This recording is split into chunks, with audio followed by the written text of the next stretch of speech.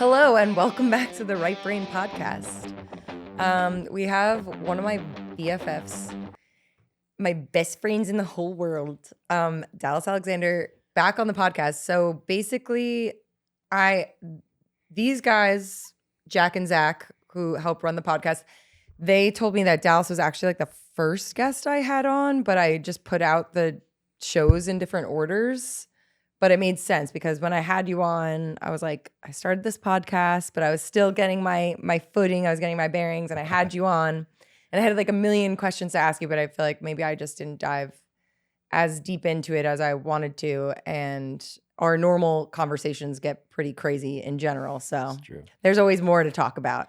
Yeah, you were the first guest we ever had, right? And so now we've done 50 shows. And so, but also, I have to say that when we have other people come on, they, usually have watched some of the shows and some of the episodes.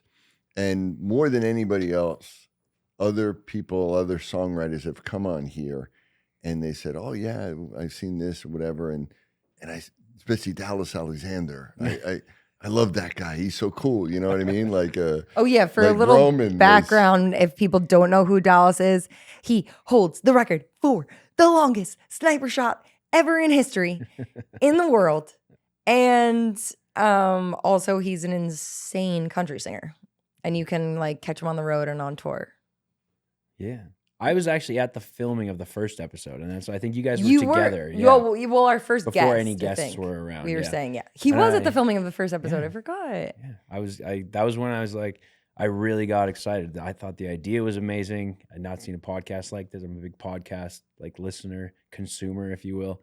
And I remember, I think there was only about 5 people in the whole building, but everyone was just blown away at like the concept and the flow between both of you. And yeah, so I'm excited. That was at the Zach Brown studio when we did the first one. Southern Ground. Southern Ground, yeah. That was cool. I just want to start everything by saying that shirt really kicks ass, by the way. Thank you. You got it here at a vintage shop here. Junior. Yeah, we got it at a vintage shop here in Nashville last time. And it's, my Hank Williams shirt. It's really cool. Thank you, Dallas. You're welcome. You always have great taste in things. As long as you keep giving compliments, you have great taste. Yeah, I'll be back on this podcast every week. Yeah. I had the luxury of being able to watch Dallas do a couple podcasts, and I always learn new things about him every time.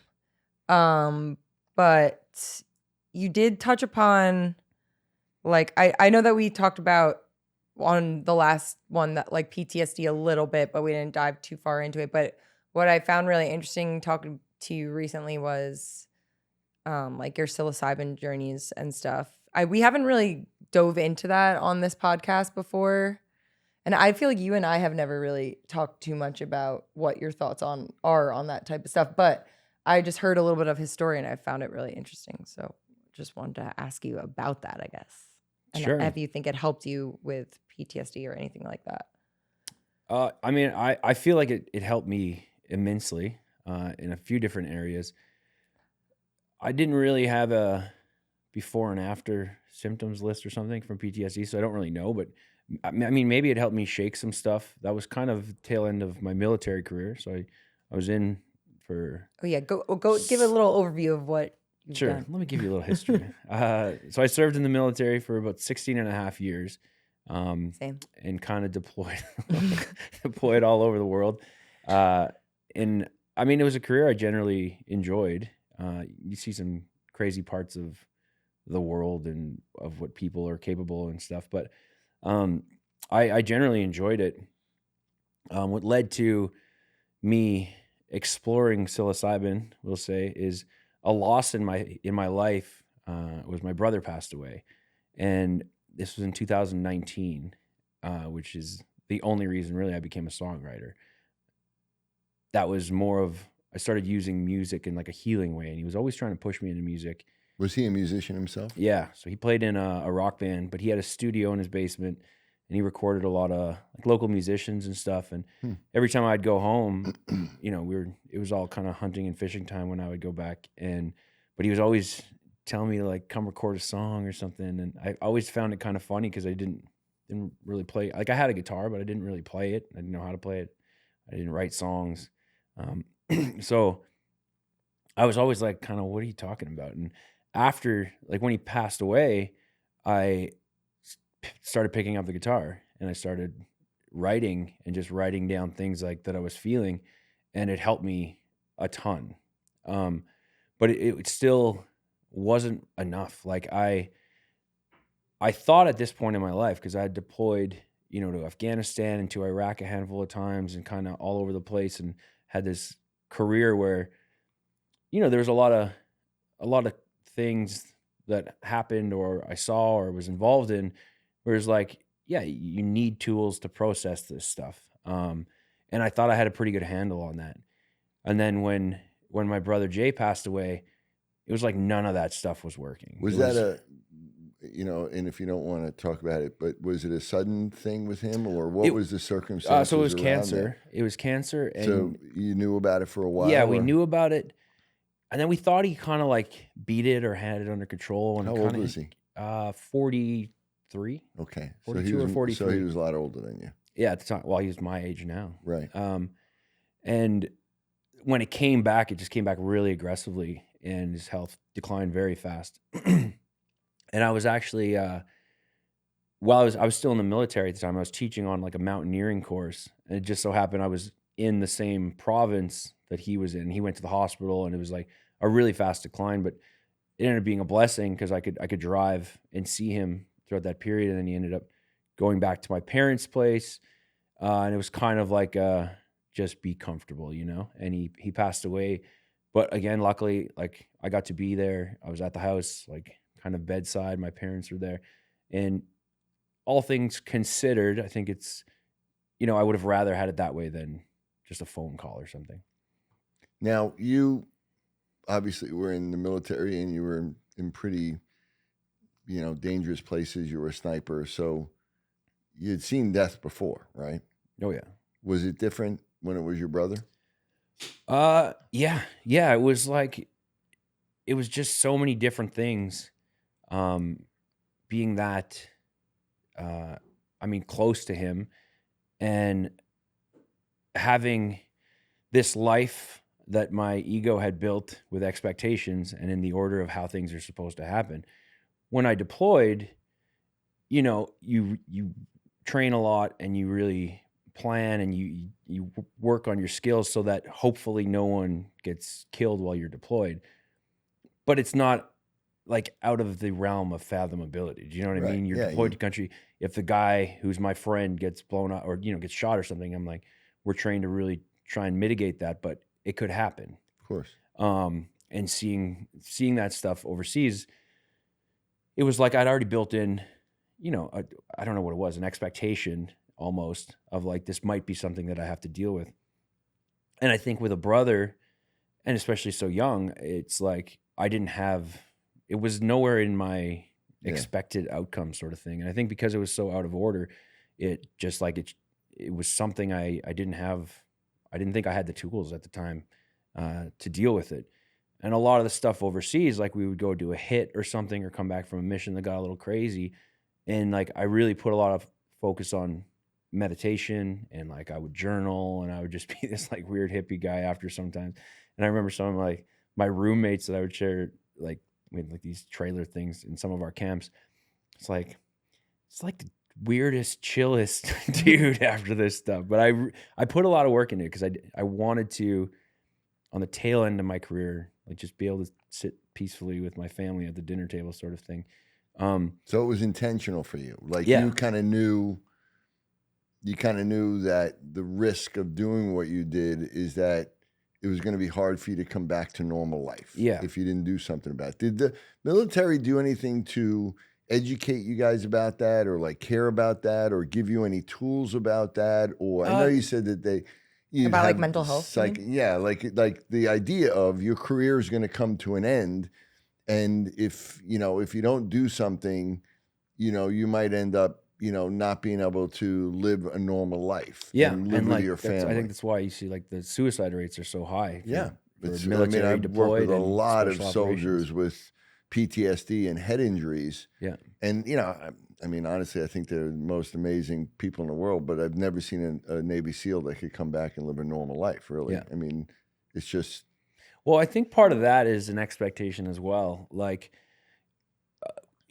you go, so I think about it like, especially if you spent, over a decade, let's say. I was in special operations for about 13 and a half years. It's every single day you're being trained to not be normal. Like, it's highly competitive. It's very aggressive. Like, your job every single day, training or deployed, is to get better at killing people. right. Like, that's not a normal thing. It kind of puts you in a No. different category. Yeah. And then you do it over and over and over. And then you go overseas and you do it and you come home and you try and get better at it and faster. And just like all of it is geared towards something that's completely normal. So I think the expectation of coming home and being a normal person is the problem, because you're already not a normal person. Like, by the time you've done that, I don't think there's just like slide back into me as a teenager or whatever. But I also don't think it's a bad thing. I think there's a lot of people that aren't normal. And it doesn't have to be a painful thing. It doesn't have to be a bad thing, in my opinion. So it was more that side of it I didn't want to kind of grip my life afterwards, is, regret, just like having these things creep back up that I didn't process properly.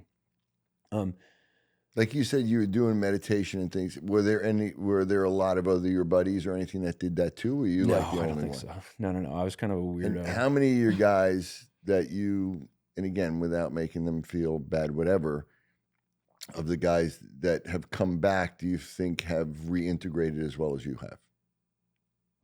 Not many, honestly. Yeah. So those practices helped you think? Oh yeah, I really think they did. I think going back to your question about is the military doing anything, I think there's a lot of steps that can be done. It's almost just like a preparation and education thing versus like, let's talk about your problems after you're back from, a deployment or whatever. And that's kind of the model. But I mean, in my opinion, a lot of the onus is on the person also. It's not the government's responsibility to take care of you. And it's great when there's funding and programs to help when people are struggling, but like, it's still your life. So like, it's your responsibility. You worked your ass off to go to a unit like that. Now work your ass off to get better, in my opinion.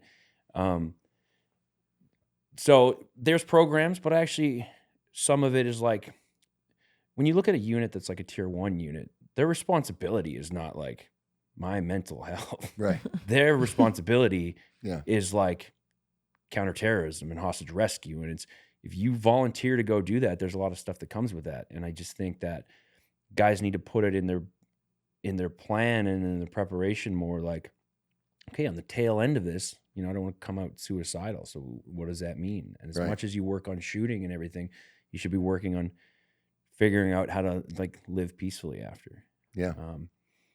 So all of that being said, I thought I had all of these tools. And my brother passed away and I was just struggling a lot. And I found that music was helping me, but I didn't know a way to get over like the pain and the grief. And like I said, I'm a big podcast person. So I was listening to a handful of podcasts and I'd heard people talk about psilocybin and, how it has helped different people for different things. I think including PTSD for some people. And I was kind of just like, well, I don't know much about it, but what else do I got to lose? I think the only thing I Googled is like, can you overdose on mushrooms? And so I asked Sarah to leave the house one day because I had read that it was, 6 to 8 hour trip and I didn't know what to expect. I'd never done anything like that. And I didn't know if it would, make me aggressive or give me some kind of crazy flashbacks. I didn't know what it would do. Shout out, Sarah. We love you. Thank you, Sarah, for leaving the house that wonderful day. But it just became, I took these crazy little disgustingly tasting plants and I kind of sat down in a meditative state. I was like, let's just see what happens. And it became one of the most profound days of my whole life. It was the scaredest I've ever been, the saddest I'd ever been, the most euphoric, the most grateful and loving. It just kind of, it like covered this gamut of emotion for me and tackled a whole bunch of things that I never really, I didn't think, I kept in my brain or wherever this plant accesses. Um, and for 6 hours or so, I just like I went through it and it was wild. Yeah. Yeah. And you said you heard like kind of like a beat over and over again that stayed with you. Yeah, I don't know how to explain, but I think it's like I'm indigenous in heritage background, whatever the hell you call it. I grew up in a Métis settlement, and in Canada, that's kind of like a reservation for half breeds. Um, and it was right beside a reservation, so we're like an indigenous group in Canada. So it's a little tiny place. But a lot of my upbringing was, going to powwows in the summer, and it's just being connected with nature. And so it was always kind of part of me. And when I took these mushrooms, like, yeah, I heard like, it was like this drum beat the entire time with like this like deep humming kind of thing. And almost like your ancestors. yeah, speaking it to was you. like I could feel it. Yeah, it was very, very strange. And that kind of just stayed through the whole thing. And I remember like when I was coming down or whatever you call it, coming up, whatever. And things were just kind of more sparkly. I remember I was just like laying in the backyard in the sun, and it was still, I was just beating, and I was like humming, like, it's like, what is happening right now? That's pretty well. And so, what did it do with the pain for your brother? Like, yeah. So, what were the realizations, or how did it have an impact on that? Like, to describe this wild journey a little bit, at least the start of it, when they really started kicking in, it was some of the most intense feelings I'd ever had. And I was like, what kind of ride did I just get myself on? And I was sitting in our living room, and I was looking at a mirror, which later I found out people are like, don't look in a mirror. Don't look in the But mirror. like I had like, your skin gets such a crazy texture, like a reptile. And it was so visual, and your eyes and everything is just like, I could not believe what I was seeing in the mirror. And actually, this is part of it I didn't tell, and I forgot about it until right now. And when I was looking in the mirror, I like saw so much, and this is not to come across in any way. I saw so much beauty in like myself that like it's not the way I look at myself. And like I'm not hard on myself in any way, but it was just, and I remember just like crying for not recognizing that in me, like day to day, or like my whole life really, until that moment. And that was one thing where I was like, wow, it's like this euphoric, like, holy shit. And then I cried for like having not appreciated that, I guess, my whole life. Do you feel like, we talk about very often with almost everybody in the right brain side that they tend to be very hard on themselves, or, there's this kind of underlying theme of shame a lot in their life because the right brain generates it, not because they really deserve it, but that they tend to be their own worst enemies lots of times, or are very hard on themselves.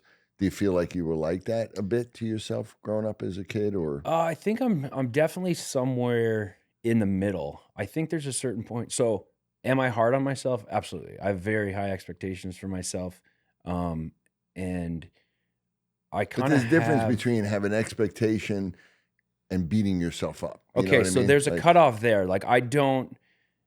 If some like I really try to.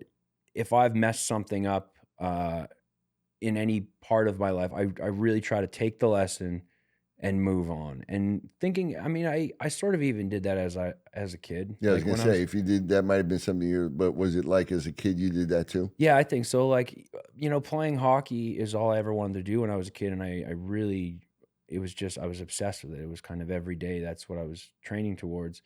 And I think a lot of that probably came from my parents. It was just like my dad was kind of like, yes, work hard, but if something doesn't go right, like you got to let it go. Like that last game you played, there's Right. a new game Yeah. today. Do you know what I mean? Like, don't Yeah. carry that with you.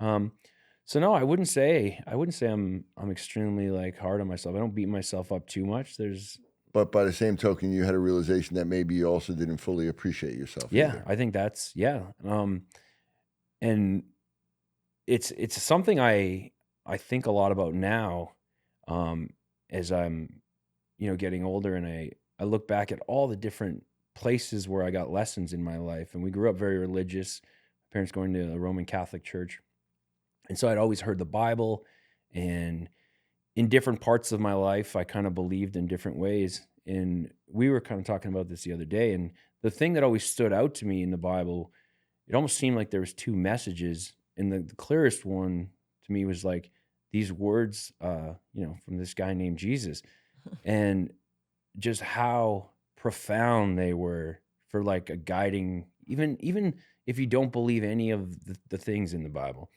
the guiding like practices and how they show you how to be on a path it's wild. I think a lot about him saying like love your neighbor like you love yourself. But there's so much in that is like a seemingly impossible thing for humans. Like it's so much to aspire to. And then I also think about it in like, do we love ourselves enough to love everybody else? Or are we so hard on ourselves that like even if we are loving our neighbors like ourselves, we're hard on other people because we're so hard on yourself. You know what I Right. mean? Like it starts with in that message to me, like love yourself. You were Yeah. part of all of this. Right. And then once you can do that, love all these other people like that. Yeah. Yeah. I think, when I look at the Bible and there's this couple of shows, but the show The Chosen, I think, I don't know if you've seen that. It's a really, really great show. If you haven't seen it, you should watch it. It's amazing. Because it's just, for me, it's almost like a documentary. It's almost like, as a kid or whatever, even if you're not religious, like you said, who's the most famous person in the history of the world? Yeah. I think most people would argue Jesus. So Yeah, it's Jesus or Jamie Johnson. Yeah.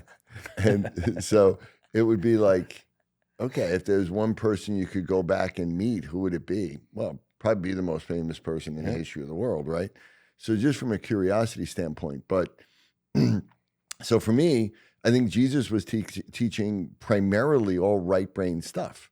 And if you look at, ancient Judaism, especially at that time, the real, Orthodox, it was all about the law. It was about you read this book and whatever is written is law. And you have to do it word for word, literally. It was very left brain, right? Yeah. And I think the Jewish community in general is a very left brain community. That's why they're usually very good academically, and school and academics is very important to them because that's the way they're trained. They have to read the Torah. They have to, you know what I mean? And I think Jesus came in, he was like, no, it's not just about the law. I mean, you don't have to go by the letter of the law. Like, think about it in a right brain standpoint. Like, what's the big picture? What's the overriding theme? And, and that was, completely again, that's why they killed him, because it was like, no, you can't break the law. We'll kill you. Yeah, you know? how dare you? Yeah. But it was, that love and self-love and having love for everybody else. And, it was all about like, it's not just about that. Yeah. It's about the people. It's about the relationship. So I think, a lot of that, like you're saying, goes back to that whole thing there. Yeah. I mean, it's just like a short little sentence that can give you your entire life's challenge kind of thing, mission. But yeah, so that was the first couple minutes of this mushroom journey. And to get to your question about my brother, at one point, I remember like I kind of put my head into a pillow, and so like my eyelids were covered. It was very dark, and it just like it felt like I shot down like miles into the darkness, and it was this feeling of like the loneliest, like scaredest thing. It was just nothing but empty blackness. And I remember being so afraid, and then I heard my brother or felt kind of his presence come to me and just say like I didn't go anywhere. It was like kind of showing me like the pain and stuff is it's normal, but it's like it's ego. Like I didn't go anywhere. And it's kind of like I get that you're not going to get it until after, but like I'm still here. And it was in that like exact moment that I felt just a gigantic sense of relief and this next part sounds very weird, but I felt like this octopus, like this, I felt these like octopus arms come and like hug me. And I got this feeling that it was my daughter, Gigi. And she was born? And she was born. Yeah, she's very young at this age. And it like brought me out of that. So it was like this thing that my brother needed to pass on to me, apparently when I'm the most scaredest of my whole life. And then Gigi, like that love bringing me back. And I remember turning over and I saw like the roof of my living room, and it was like heaven. It went up to heaven. And it's funny, I remember like looking back at it after, I'm just like, how do I see that again? Like, how do we get glasses that can record what I see when I'm on one of these trips? But anyway, from that moment up until now, it's like I've been so at peace with him passing away, and learning to be a songwriter and stuff. And I feel very connected with him in music. But the grief that I could not get over was gone, like in whatever that time was. Very, very strange stuff. Wow. Yeah. And I mean, I can kind of try to describe it in neuroscience terms. Yes, I actually wanted to ask you about that.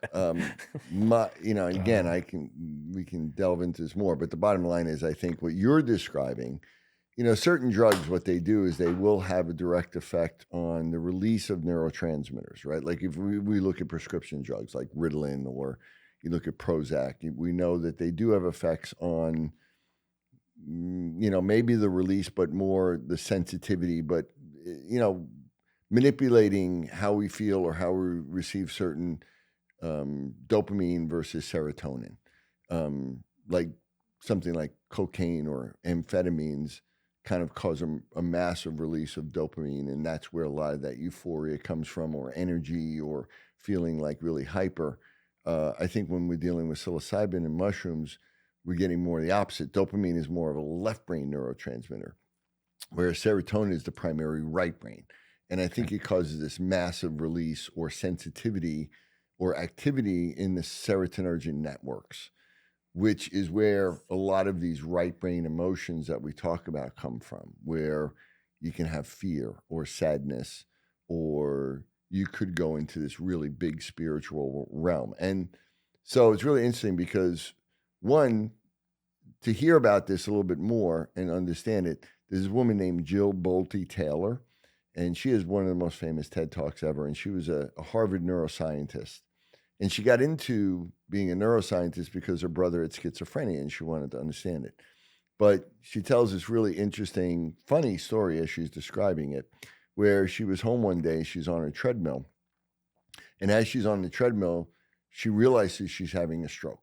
And it's in her left brain. She's having this massive bleed in her brain. Oh, wow. But because she's a neuroscientist, she's also like, this is so cool. I'm having a stroke. I can kind of, literally, she's analyzing it like, wait. And so she goes through this whole story, and she starts off by saying, I was a neuroscientist and I was trained basically, and I knew about the brain, and I didn't think, trained there wasn't that much of a difference between right and left brain. And she was like, then I had this stroke and I realized that they're completely different, and that they have to work together. And when she had the stroke, she would lose her left brain and she'd go into her right brain, and she would get this massive expansion, like where she felt like she grew huge and big, and everything was love, and everything was like, like you're saying, like she could see heaven, and she could realize that everything in the universe was connected. Like she saw it all connected. Wow.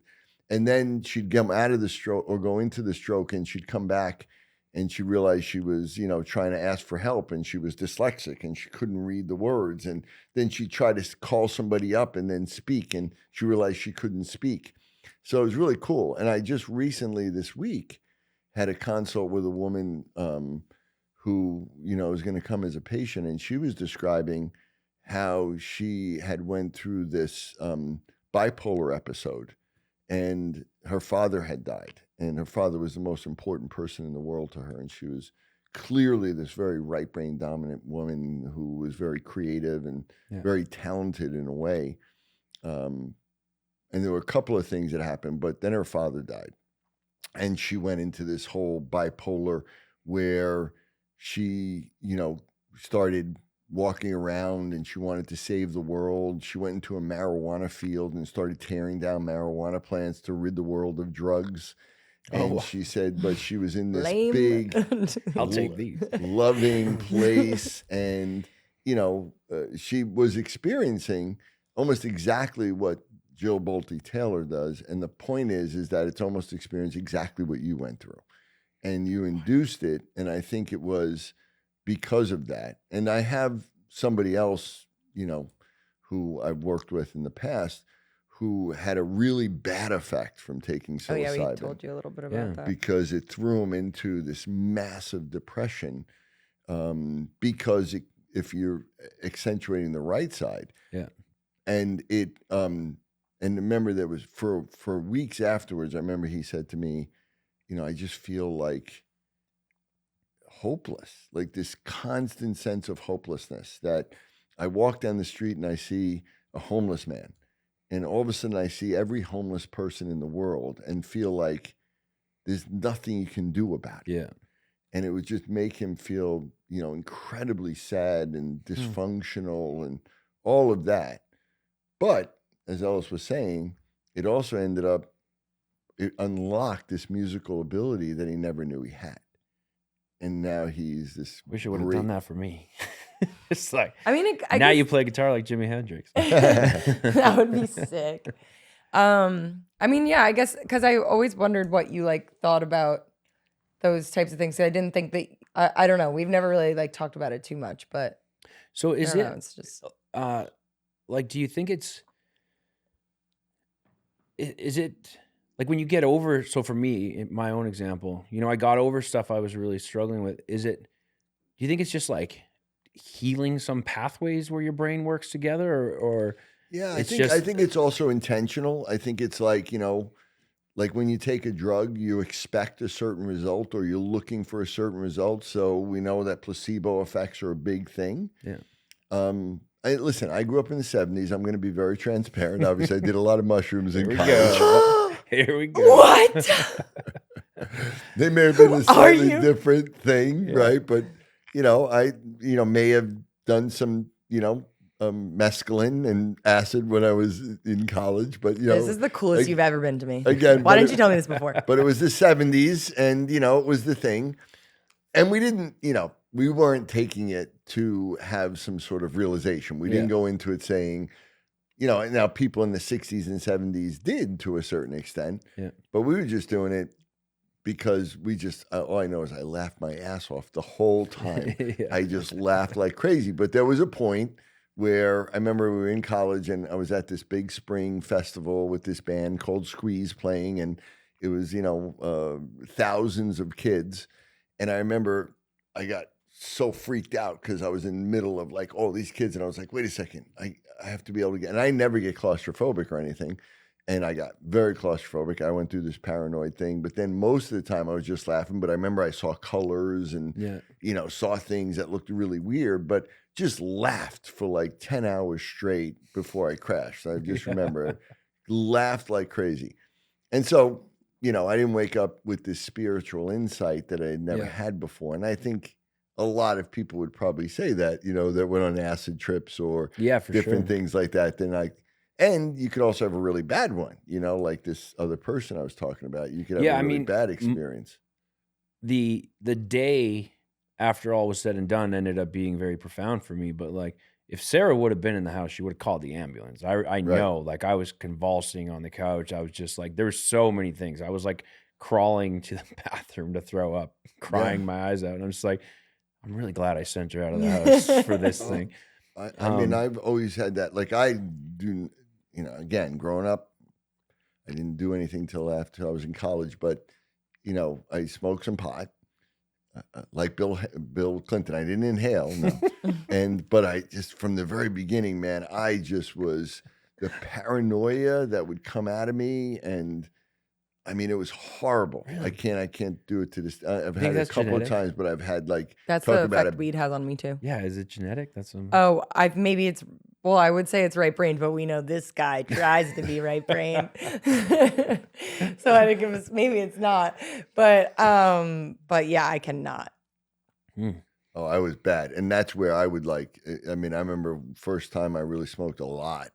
I remember I went, to bed because I was kind of hallucinating.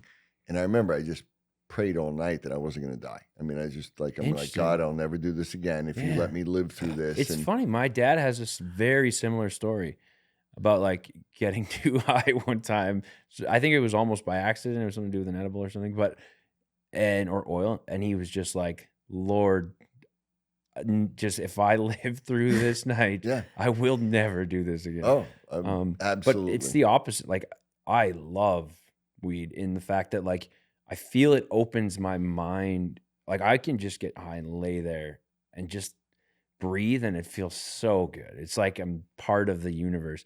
I just don't do it very much because I can't do anything else on it. I can't do work. I can't play guitar. I can't sing songs. So when I do though, I just like it's a meditative state that I really enjoy it.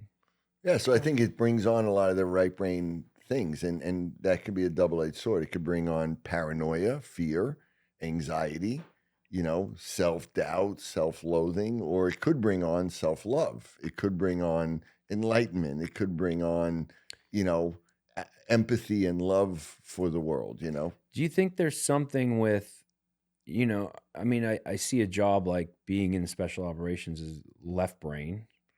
I would assume there's probably a lot of times that like the emotional side of your brain is almost just like, we're going to worry about that later You sort of thing, compartmentalize it. compartmentalized. And maybe it's just like, I mean, in both cases, marijuana or psilocybin, that it's like, oh, we can finally use this part. You know what I mean? Oh, that's interesting. I wonder if there's That's a good anything. question. Yeah, I think that, to be someone that's going to, potentially kill somebody else, you have to detach from emotions, right? And that's what the left brain does. The left brain isn't really connected to emotions a lot, other than I have a goal. It's like logic almost. Or something. logic, linear, it's objective. It doesn't really care about people. And it's more about what's my objective and what do I do need to get there. And it's about kind of disconnecting from my body and my emotions. Whereas the right brain is the opposite. So you kind of have to disengage it. But I think a lot of people that go into the military, and especially at really high levels like Navy SEALs and everything, I think they're also like naturally athletes. They're great athletes and they're more right brain. And the idea of protecting somebody is very right brain. It's like people that go into healthcare. People that go into healthcare are, they do it because they want to help people and save people. But by the same token, you might be seeing people die. Or seeing people in pain, and you have to be able to separate yourself from that. So I think, in some ways, being a doctor or a nurse or a therapist, especially like in an ER room, is kind of like being a soldier. You might be drawn to it because you want to protect people, and because the right brain is more moral. It's more about right and wrong, and it's more about, being able to help other people and make a difference. But now you're doing something where you might, need to go against that and kill people or see people die or be able to work with people that might be screaming in pain or something. So you have to be able to disengage that. Yeah. Wild. Yeah, it's pretty wild. Wow. So many things I've never thought about. I know, it's a lot to think about. Dallas also just had his 5th baby, so little round of applause. And yeah, so that's, now we go to, like, we had great conversation last night talking about, now with having these little children, and especially you just had your most recent little one. It's about a month and a half old right now as we record this. Wow, month and a half. Jeez. Yeah. So cute. So putting that into context, like we were talking about last night about, you've seen a lot of challenging things in the world, and, how does that inform? And it's also interesting because you have a couple older boys, and now you have little kids. So it's almost like you got to reset on being a parent. You know what I mean? Like you did it when you were a young guy. Yeah. And before a lot of these realizations, before you sang and did country music, and now you're kind of doing it again. So it's kind of interesting, like, to see if your perspective has changed on it in parenting. And I think it's definitely grown. Like, I mean, it's my favorite thing in the whole world is being a father. My 2 older boys are now getting close to being adults. One's 18, so he's essentially an adult. He just can't have a beer in America. And They're the other also one, super sweet, and we all played golf together. And me and Dallas's younger yeah, son Madden. beat Yeah, Dallas and his older son. You guys kicked our ass. But it's cool, that kind of stuff now. Even like, you know, they're not quite adult. I mean, they're adults and hovering around becoming an adult, and it's it's so cool to see. Like, I'm proud of them for a lot of stuff. They're very talented. They're good, but they're just such respectful kids. They are. And I see so many places in this earth right now where young kids and young boys, especially, are just like not respectful. And it just makes me so proud that that's what they are. So it's like a massive kind of deep breath out that they're going into adulthood as gentlemen and respectful. And that's a huge shout out to their mother, who, you know, we split up when I was in the military, but she really, you know, made sure they stayed on that. And I, you know, tried. That was just one of our biggest goals, and mine especially, is like, just, we want them to be respectful and use manners and be polite to people, and they are amazing for that. And then, you know, they're athletes and they work hard and they're good at school, which I don't know where they did not get that from me. But it's been, I've always loved, it's like my number one favorite thing is being a father and trying to learn, you know, like how you let these kids kind of take over when you know, whenever I'm done here, it's like they're taking on the lessons that you've learned and moving it along. And so I actually think a lot about how I grew up and how my parents raised me. And there's a ton of things that I'm just very grateful for and impressed by. And it's trying to like take the relevant lessons in a time where it's, you know, it's drastically different. Like, you know, a kid growing up will have so much influence from things like social media, where we didn't, I don't think my parents were, I mean, they were not battling against that because it wasn't a thing. So it's like because I grew up very like free to just do whatever. Like, our settlement that I grew up on had 300 people and thousands and thousands and thousands of acres of land. And it was like, if I was not playing hockey, it was just like running around the forest. And there's so much of that. Like, I definitely find this a challenge now, is like, you know, I would go to the woods for like the weekend. I was like 10 By or 12 yourself? by myself or with my friends. And like, yeah, we'll just be back for dinner on Sunday. Like, there's no phones, there's no anything. And I think about it, I'm like, yeah, I'm a pretty chill dad. But if like my 10-year-old's like, yeah, I'm going to the woods for the weekend, I'm like, what? No, you're not. Hell no. Okay, you got this beacon on your belt. Here's a sat phone to call me, like send your coordinates like Sat every 3 phone. hours. So I was like, man, good on my parents somehow, but also, is that neglectful? I don't know.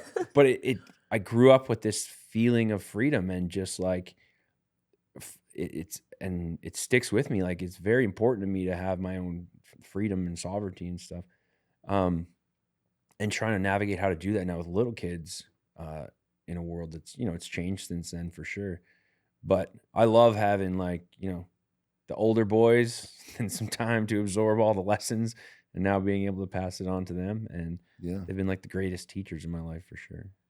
Yeah. Yeah, we were talking a little bit about like schooling and stuff, because I always talk to your wife about just like the forest school and all of the cool things, because you're saying like you got to be outside as a kid and go to the woods forever, and it's so hard kind of these days for kids to be able to do that, but you guys really believe in that, I don't know, that side of education, and I think that's so interesting. Yeah, like our daughter now is not in school yet, but she's like in some different things, you know, where she, like a forest school, for instance, just like she went to the forest every day with some other kids, and the teachers were great, and they would do stuff in the woods, and, you know, a little bit of schooling, but it was just very free.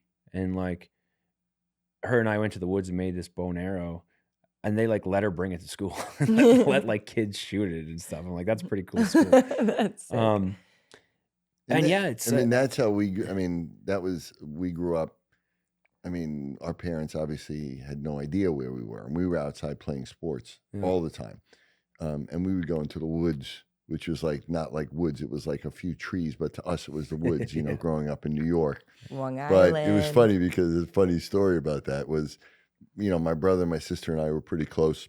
My sister was 5 years older than me, and she was probably the best athlete in the family. But we were all pretty athletic, and we had a group of kids that we would band around with this the motley crew, and I was probably like, so she just turned 13, so I was probably like 6 years old. And I remember my mother gave her the talk, like, you're a young lady now. And, you know, we went to Catholic school and, you know, and you have to start acting like a woman. And my sister was definitely a tomboy because she was, you know, with us and an athlete. So we went out into the woods in our backyard, which wasn't really like woods. But someone had put like a string, like hanging from a tree where you put your foot in and you could swing back and forth on it, right? Yeah. So she did that. But what happened was she fell upside down, and so now she's upside down with her foot is stuck in, and she's hanging upside down, right? She was bigger than any of us, and so we're trying to hold her up. And so with one kid, they were like, okay, so they ran and got my mother, who was like right next door, right? When we thought we were like in the middle of the woods, and my mother came running out, and you know, she was like to my sister, she was like, this is not ladylike. You're hanging from a rope by a tree upside down. But those were the risks. It would have been good to have a cell phone at that point, true. Right? If we were in the middle of the woods somewhere. But I remember my brother, someone said, anybody got a knife?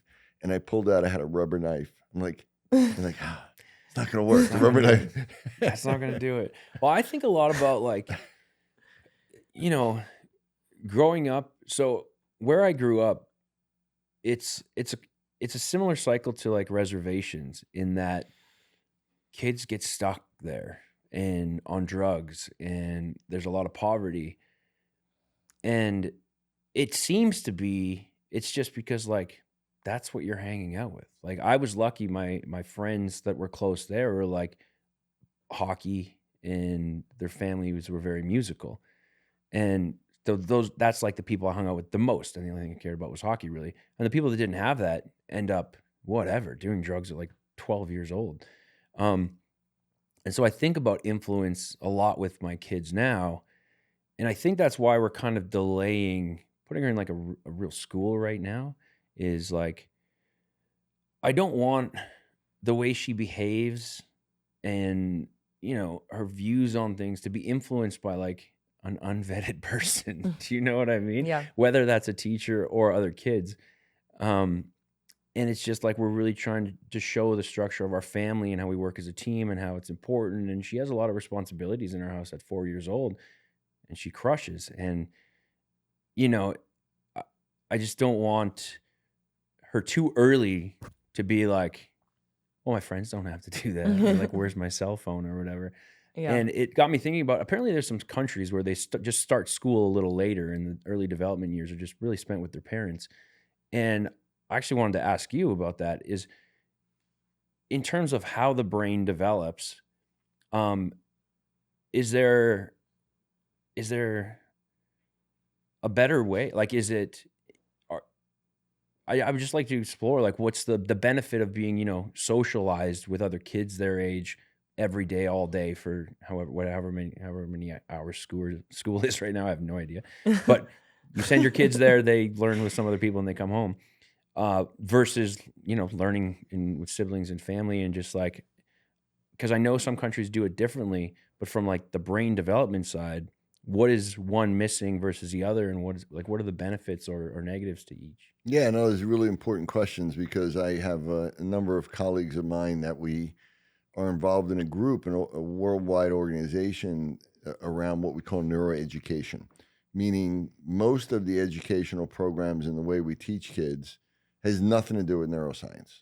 And when you think about it, that's like crazy, right? Because it's really all about the brain. Absolutely. And what you should be doing is that should be the primary thing you're thinking about. What's happening with the brain? What do we do to try to optimize brain development, especially in school, especially at a young age? And we know that, you know, traditional school is primarily left brain driven, even from an early age. And the left brain does kick in at about 3 or 4, but it's still not really fully mature. first 6 years. And so the right brain is developing first. And what's happening is that, like, when people are doing too much left brain development early on, like doing flashcards at 1 to try to get a kid to read at 1 or 2, it's crazy and it's stupid. It doesn't really make any sense whatsoever, because we think, okay, if our child can read early and they can do math early, and that's what's going to make them successful in life, because it is going to make them successful academically to a degree. But what it's doing is it stops the right brain development, which is emotional intelligence, emotional regulation, attachment, and also resilience. So what you're doing, when I hear everything you're doing with your daughter, like, that she's doing chores and she's doing things at 4 years old, and what you're building in her is resilience, so that she's not going to complain and whine at a certain point and be entitled at a certain point, because the more you build entitlement, the less you build resilience. And that's the fight against trauma. So when you see all these younger kids that are triggered by everything and have get freaked out, or that you say no to them and they just go nuts because no one ever says no to them, they have no resilience. They couldn't go out and live in a woods, by themselves and, for any period of time. And so I think that early on, developing that right brain and developing, the connection with the family and chores and responsibility, that builds self-esteem, it builds self-confidence. It's also building the right brain and what the right brain's about. Those visual spatial skills, being outside, being outdoors, the hunter-gatherer kind of lifestyle. And then later on, we can bring in the left brain after that's done. But if we bring that in too early, it stops that development and stunts it. Is there an average age that it makes sense to, you could say that the right brain is being developed and it's time to sort of start with whatever the left brain side of that looks like for, the first 3 years is right brain development. So the foundation of that really should be, during that period. That's why, we have kids going to daycare at 6 months, and I understand all the circumstances around it, and great, but it's not ideal. The child should be home with their family, with at least one of their parents. That would be the ideal nurturing development for it. Now, and again, I'm not being judgmental or trying to make anybody feel bad, but if you're asking what's the ideal situation, I think that's the most naturalistic way. And I think even in the first 6 years, that's why I think kids shouldn't really absolutely be exposed to any technology or laptops or phones or anything, ideally before 6, but absolutely before the age of 3. And that drives me crazy right now, even, because it's just, like we were just at a family thing and, with a family member, and I know that doing the right thing, sitting with this little child and, they're fascinated by the phone and they're like, okay, well, let's do this game, this brain game, and let's build the brain. Oh, and this has been pissing you off ever since. And it's like, okay, like I get that, like what you're trying to do. Yeah. But what you're doing is you're just getting this kid to like be drawn towards technology, which is the opposite of the right brain. And in fact, what video games and everything does is it actually stimulates that left brain and activates it and shuts down the right. And do movies and the screens like a TV, does that do the same? Not the same. No. I mean, it's not just any screen, it's the content. So, I mean, it does it a little bit, but it's really like the way video games are designed and social media and a lot of that. Okay. Like, YouTube videos. Like they're made to be addictive. Like they're made to literally be addictive, to stimulate those dopamine networks in the left brain. Keep you coming and that back shuts down the right. Yeah. Yeah. So, I think the first 6 years is meant to be more nurturing and learning, and the second half of that, bring in things like reading and left brain and numbers and that type of stuff. But like the social media, especially, I just think like now this is probably going to be a very drastic plan for what people see, but like I am not giving my children social media access that's like indefinitely. Like when you're an adult, go ahead. If I'm buying you a phone, you'll be able to call me and text if you need something, but it is not open so that the world can just like infiltrate your brain. And it's not even just that. It's like now the world has access to your child. You know, like there's like you can just DM someone. You can like through video games that are connected to people. You don't even know who they're playing, what they're talking about. To me, like it's extreme, but when it's like, you know, I don't even know what age we're going to do that, but when it's like, okay, she needs a way to contact us for something, you will have a phone that you can call home or 911 or like whoever the contacts are. Satellite Yeah, phone. there's no seeing what it does to people. It is crazy. Seeing what it does to me. Like I use it for work a lot, but like I'll just get stuck sometimes. Like I'm at the airport. I'm just like, what just happened to the last half an hour Yeah, of that my happens to me life too. in like these 10-second increments on Reels or TikToks or whatever. And I like have to put in place reminders and stuff. Like I specifically change my screen on my phone often so that when I go to grab it, it's a reminder of like, if you're going to go use this thing, do it for work and something to, you know, promote your music career or whatever it is, or like, you know, turn on a podcast, but just like, it's a reminder to me to not death scroll on stuff. Yeah. And I have it changed now to like an album cover. So I'm like, when I go to pick it up, like either what you're about to do on this thing is intentional or go play your guitar. Like that's why it's on there.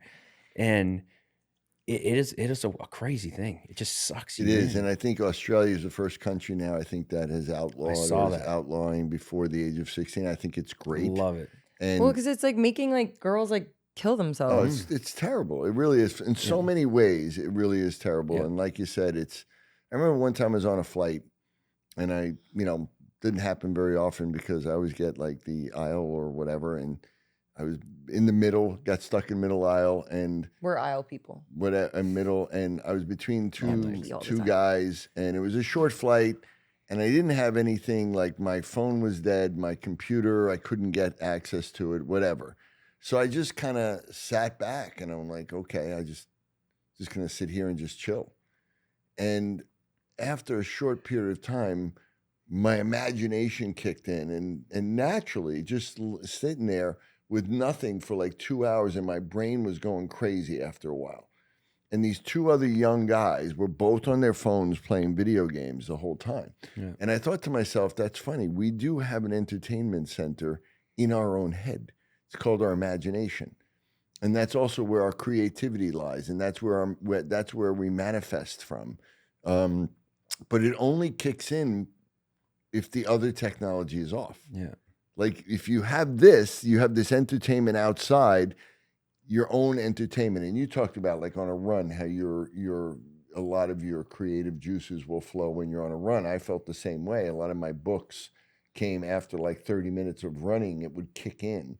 And so with a kid, having imagination, being able to have that imaginative play, really tapping into their creativity. I don't think we're going to go a whole generation where kids don't even know what that is. Yeah. Because we never let them get bored. Yeah. And the only time that turns on is so with parents, it's like, let your child get bored and figure it out. And then they'll start playing and start using their imagination. But right now, a lot of young parents will literally feel like they should go to jail if they let their kid get bored. Yeah, Sarah and I talk about that a lot. And just like really, because I remember growing up, some of my favorite times were just like, I had this little box of G.I. Joes and I would go outside for hours. And just like build shit with sticks that would be where they're playing. And I'm just like all by myself and my imagination. And absolutely, it really is. And I've noticed in myself as an adult, like if I go sit, you know, at a bar and I'm waiting for someone, I'm just like, oh, I'm on my phone. Right. Like, what am I doing? I'm like, why am I even here? I could sit at home and like put it away. And like, there's other people here. Right. There's things I can. So like, what would you do if you're not doing your phone and you're in that situation? What do you do? Either you're going to go to your imagination and daydream, or you're going to talk to people. Yeah. Both are needed. And both are needed. And right both things are not happening in kids growing up now. It's you know, they're not being allowed outside because we're afraid. They're not just going to spontaneously, because you see a group of kids now, they're sitting together and they're all on their phones. Yeah. They're in it, you know, they're all there. Yeah. And if those phones weren't there, what would they be doing? They'd be talking and interacting some way. It's a big problem.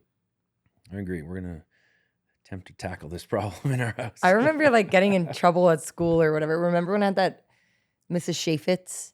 You bitch. She was the meanest. She was the meanest little old lady, mean woman. And she was my teacher. And I remember like I hated going to school because she was like always yelling at me. I don't know why she hated me so much. I think because she was a third grade teacher. You were in third grade and you're already taller than her. So that was not fun for me either. I was a giant in a class getting yelled at. That was terrible. But I remember like every day, like I couldn't wait to get home and go to bed so I could daydream. And that was my favorite part of the day. Oh, wow. I was just a little right brain kid. Do you put aside time for that now? Yeah, I daydream too much. Also, are you interviewing us? Because I feel like we're supposed to be interviewing you. Look, I've got a lot to learn here, Alice. Okay, I got 5 kids. I know. No, I literally daydream so much all the time. Sometimes I am a very social person, obviously, as you know, but like that's why I like always have like one headphone in because I like love to like listen to the same song over and over again and literally just. I'll go in my head for hours and just daydream about all different types of things. One wired headphone. You heard it here first. We just got Steve to get on headphones. Or wired headphones. Yeah, me and Dallas don't believe in... I'm whispering the words that I think I'm not allowed to say on my own podcast. Yeah. Interesting. So you put it... because we really try and have that, like... I think there's a lot to be said for, time spent with your kid, obviously, but there's like this pressure that, you're not happy. Well, it's arts. I heard arts and crafts are good. You're not digging that. Okay. Maybe like, do you want to help us cook? And it's like my parents like go outside. Right. Like I'm making dinner, get out of my hair. Y'all used to lock us outside for a long time. Yeah. I mean, it's fine. I'm fine, obviously. Yeah. But it's true. You'd be like, get outside and play. The one thing you never told your parents, especially my mother, was that I'm bored. My mother would be like, perfect. Good, come here. Yeah. Let's get you to clean the toilets. Yeah. And if you're bored, come here. We were like, no, I'm not bored. I'm not bored.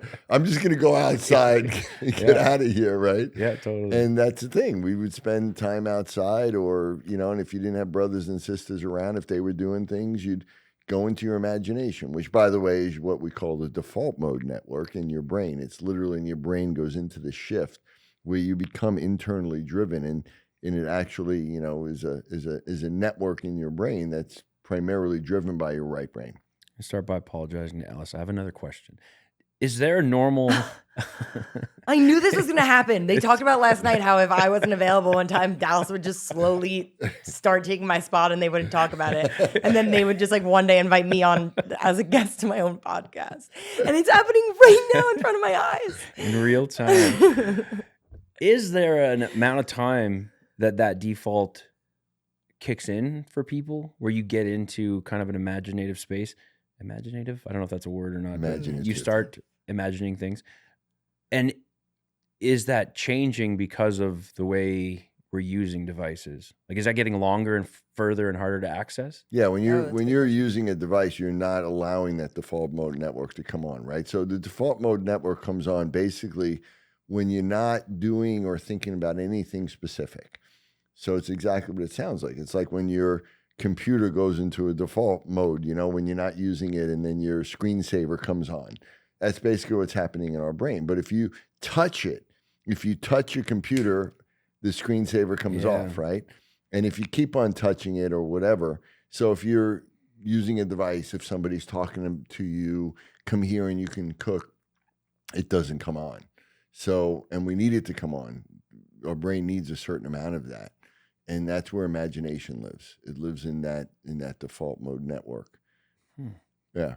So that's where, one of the best gifts a parent can give to the child is boredom. Let them be bored. Don't entertain them all the time. Give them a certain amount of the day where they have to figure it out. And again, resiliency lives in there, where they will always have a way of being able to self-regulate. This is one of the biggest problems I see with the kids that we work with, is that right brain is about self-regulation one way or the other. if you don't feel emotions, you can't regulate them. And then you get anger and, and aggression. And then if you have too much emotion, you can't down regulate them. And you're always in this state of hyper vigilant emotional states. Yeah. And the only way you can really learn how to do that is through that right brain development, the default mode network. And that's where resilience comes from. That's where your ability to self-soothe, self-regulate, when you do get upset, your ability to, calm yourself down and not freak out and not lose it is And that's all lives something there. you said that you've had since you were a kid. Yeah, I mean, I remember times even like in hockey, I'd have a bad game or like it was like a real aggressive game. Like I get like 2 fights or something, and I'd just like raging as a whatever 16, 17-year-old. And my dad was always a very calm guy. Like my whole life, he was just a very chill dude. And I remember like getting my bag, like slamming it in the back of the vehicle and get in and just like, but his energy and just the way he would talk about the game would always bring me back to like, oh yeah, it's kind of just a game in there. Also, there's that. And I honestly, I think it was because of parenting that a lot of these things kind of developed, and parenting, but also not over parenting, like freedom to do stuff. And exactly.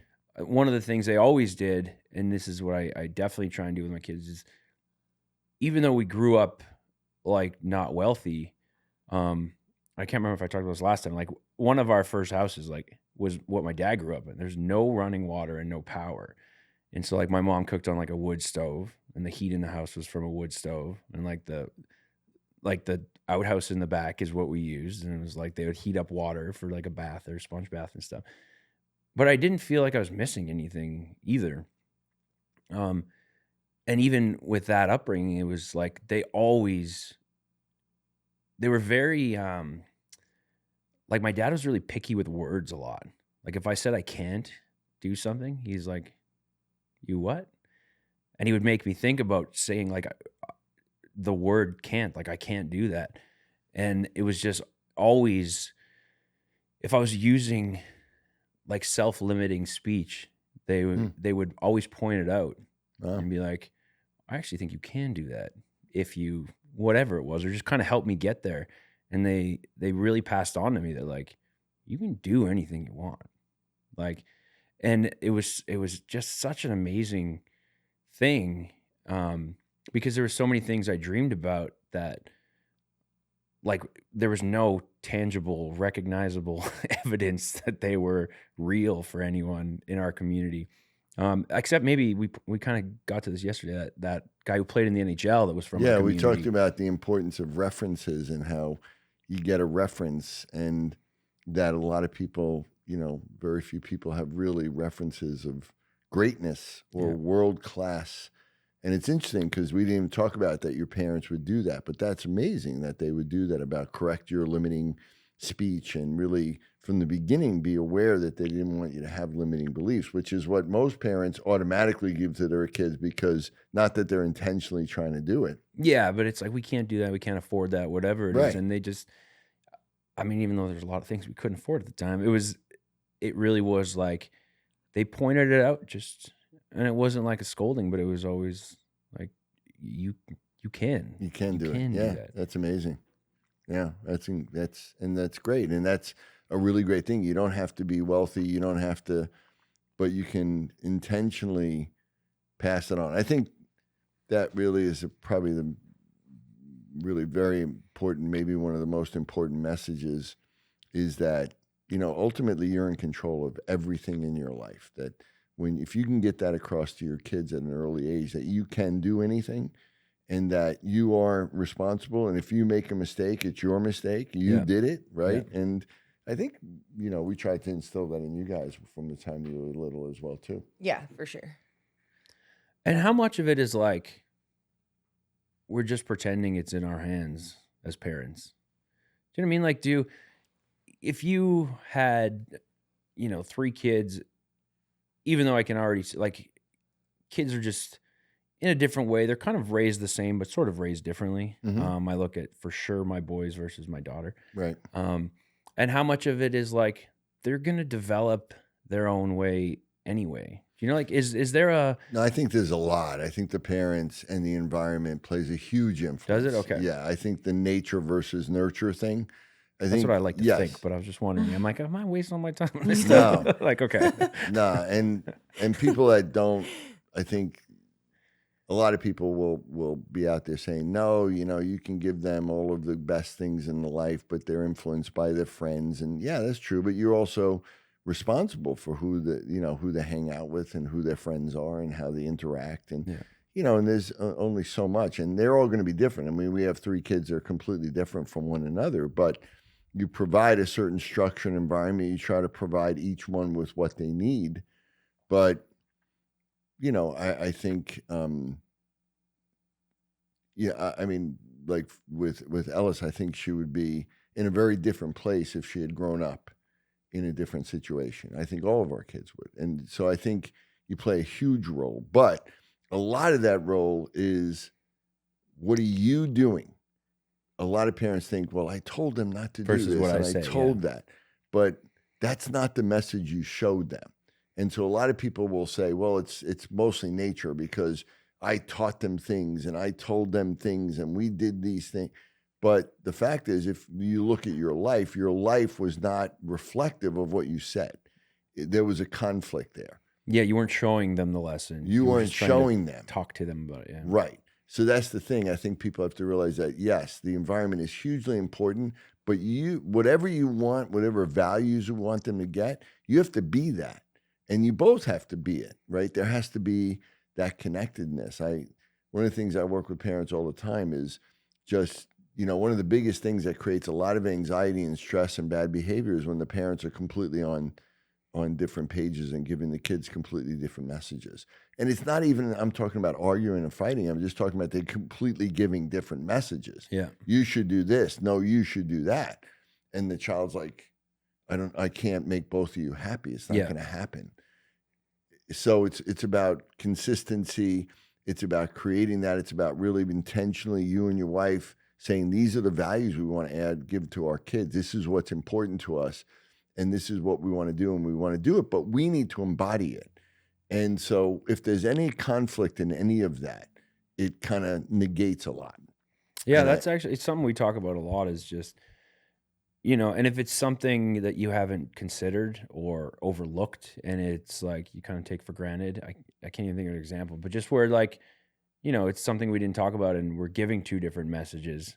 We try and get it so that, like, because I look at our family as like, we're like it's a team, right? And like we've had some lessons in life, and so we can kind of pass on some stuff early on, and also like them getting, as they're capable, like responsibilities within that team. And yeah, I think it would be massively confusing if it was like coming from one side, this is what we want you to do, and the other side's like, just imagine you're a hockey team and you're going to go in and you're going to play like. Well, you do have a hockey team now. That's true. Your biggest rival, and I don't know how much game planning you do in hockey, but in football, there's a huge amount of game planning for each game for each team, right? And imagine if you had your offensive coordinator had one game plan and your defensive coordinator had a completely different game plan. Yeah. And and the team was supposed to work together. Right, you'd be like lost, and you'd end up losing and screwing up, not because you didn't have the talent or the ability, or because any of it was was intentional. But so with a mom and a dad, you guys create the game plan, and if you're teaching them completely different game plans, even with good intent, it's going to completely throw them off. I will say, I think you guys are doing a fantastic job because I see you guys pretty often, except for when you run away to another country for a little while. Yeah, I mean, your 2 kids are the 2 kids I've seen. I haven't met this little one yet, but they're beautiful. Obviously, not unexpected. Yeah, just because your wife's beautiful, not all you. Sarah. But that was all Sarah. I say the same thing. Yeah. but yeah, your kids are they were very cute, very well behaved, they're just adorable, and so you're doing a great job. Yeah, we're proud of you, Dallas. Thanks, guys. Yeah. Okay, I did expect this podcast to go all over the place because we like chit chat about so many things all the time. So that's what happened. Did I expect you to make it your podcast. No, but I should have. This is the Dallas but Alexander. Now right we're gonna brain. have you come on again. I love that I like have you come on this podcast and like you literally hold the world record for a sniper shot, and everyone's like, "Whoa, that's insane!" And then I'm like, "So what do you think about this?" It's just like conversations that we have every day. It's a magic mushroom. But he just has so much to What's your say. fashion style? Yeah. But anyway, I just want to say like, hey, thanks a lot for coming on here. Don't look at my mismatched socks. Is that what you're doing? Don't look at them. Thanks for coming on this podcast. You're an absolute rock star. And if there's any advice you want to give people, whether it comes from a parenting standpoint or just from a life standpoint, throw it out there.